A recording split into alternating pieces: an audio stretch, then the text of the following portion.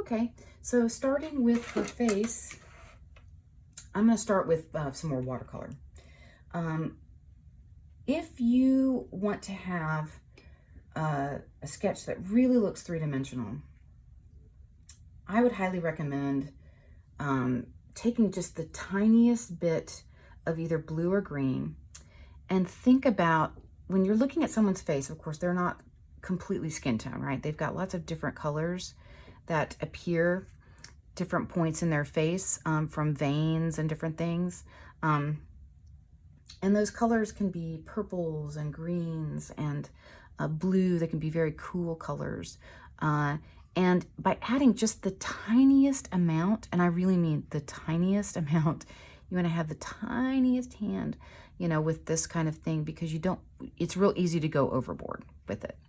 But by just adding the littlest notion of indication of those colors, you can really start to flesh out the face and make it look a lot more three-dimensional. And you can see how just doing that little bit of green in her, and it's complementary rather color to the color of her dress, green and pink on the color wheel, green and red.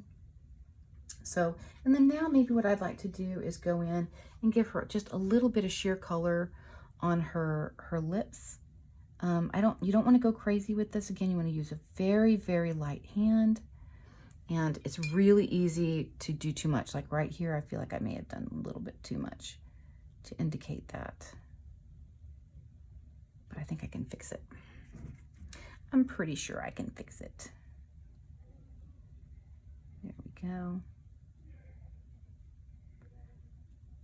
Yeah. I'm just going to go in and do a little color correction there. Take a little bit of it away, the top there. And again, just being patient. You can make those little adjustments and it's not the end of the world. Maybe just a little bit of pink in her cheek. With this, you have to be kind of careful because you don't want to, again, you don't want to lift off what you've done already, and you don't want to make it look clown-like, right? You don't want it to make it look like a bizarre choice. Okay, so that is about, maybe just a little bit more here on the side. And see, just even that much, it got to be too much. So there we go. So that gives her a little bit of color in her face.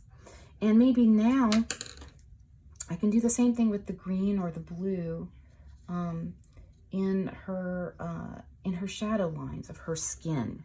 So again, I'm just thinking about skin tone right now. So I'm going to go ahead and layer in a little bit of this on the sides of her arms. I'm going to layer a little bit in here. The side, and again, it's so subtle. Maybe here, her neckline a little bit. Just the tiniest little bit of green. And then maybe also shadows on, drop shadow on her legs. And then here. I'm just thinking about the places where the plane changes on her body as the place to put this green down. Okay, so I'm gonna zoom back out so you can see what I did on her legs, because I thought I was showing you that and I wasn't. So I just basically put a little bit here, put a little bit here, put a little bit here, put a little bit here, maybe on the top of her foot, or again, places where the planes change. All right, so now that we've done that little bit, I'm gonna zoom back in on her face here, and probably let me just blow dry her again a little bit real quick.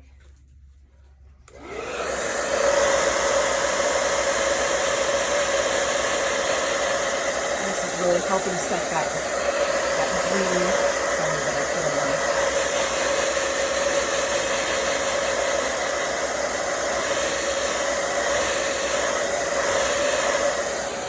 Okay, so now this is where with some colored pencil and some regular pencil, because we've got to get the lines for her form to show again. And that's going to require doing a little bit of work with some pencils. And these are Derwent colored pencils. And I'm just going to go along and just kind of just bump up the side of her hair a little bit. I'm going to go get a little bit of the texture going into her hair. And again, I'm just thinking about where those darkest dark areas are going to be. And thinking about maybe adding some of the indications of hair texture.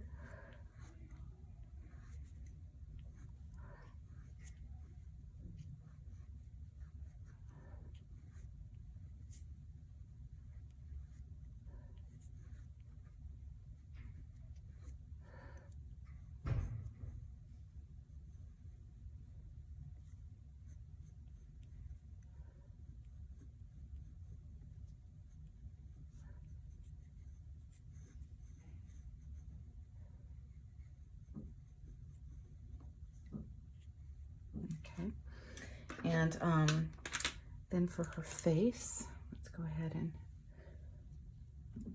zoom in. On her face a little bit, and let's go ahead and pull some of those details back out so that we have some of her face elements kind of showing back again, because once you put the color on, it's really easy to start to lose the detail in the drawing again. Okay.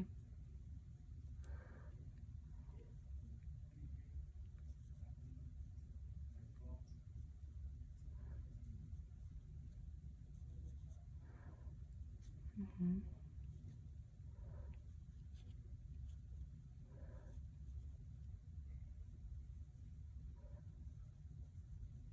Giving a little bit of a tipping up of the eye.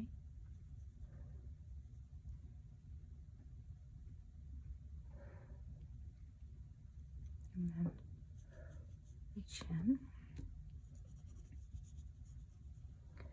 And then going back in. Again, adding a little bit more graphite back into the picture. Okay.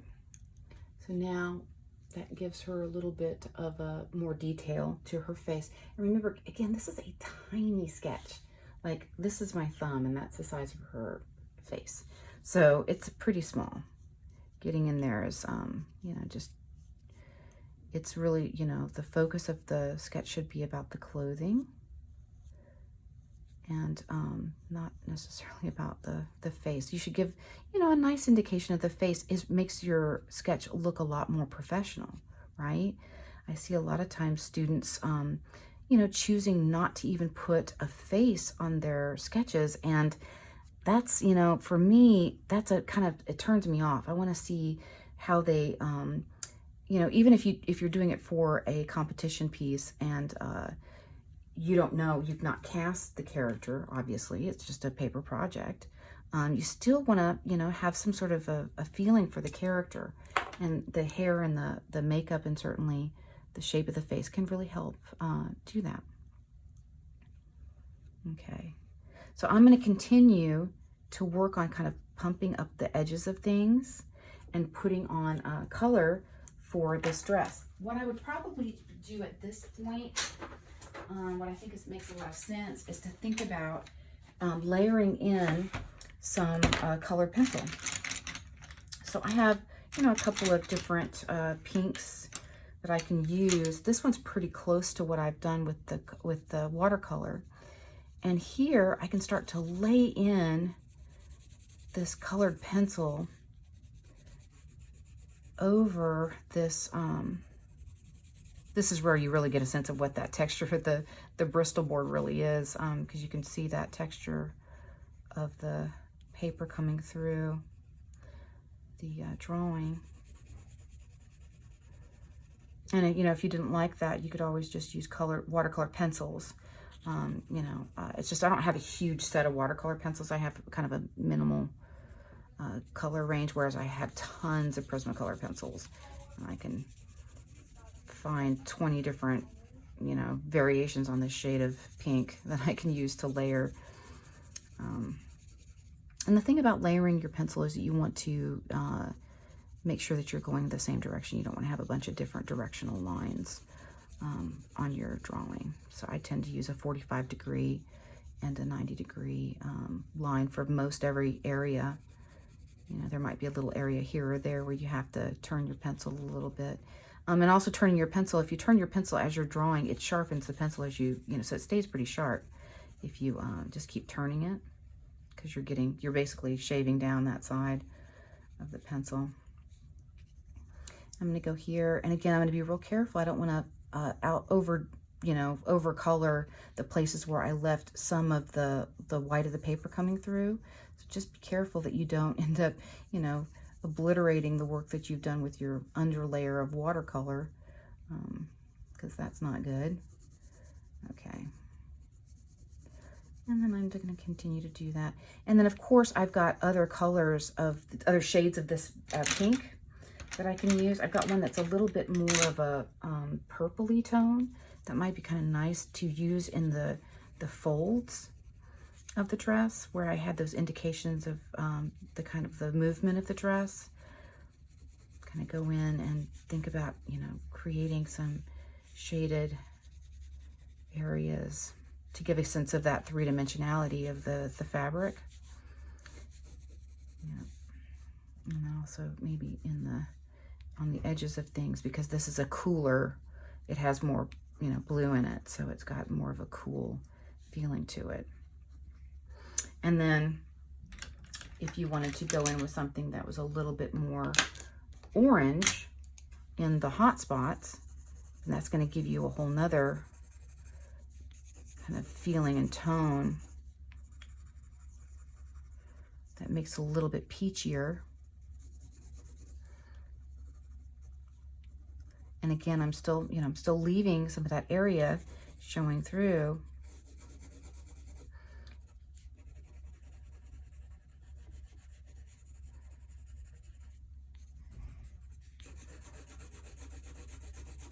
So 90 degrees and 45 degrees. Okay. So that feels pretty good as far as that goes. I feel like at this point, I'm probably going to need to find a light. Let's see if I can find a lighter pink, or even just a really, really pale peach color. This is gray. Well, this is kind of an interesting color. I want to think about maybe kind of a highlight color. I think that's too yellow, but that's nice. I think giving it a little bit of a yellow is kind of pretty too. It's really lovely. Okay, and then maybe a little tiny bit of cream, a creamy color.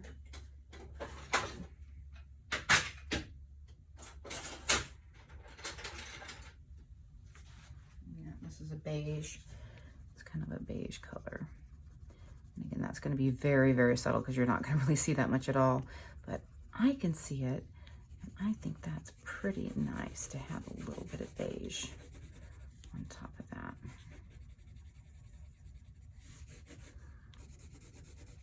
Okay, it blends it all together. Okay, now for the area that's going to be the lacy insert piece, that's going to be probably best done with a gel pen or a really like opaque gouache or something like that. My gel pen's not really working that well. Let's see if I can get it to do with a Prismacolor pencil.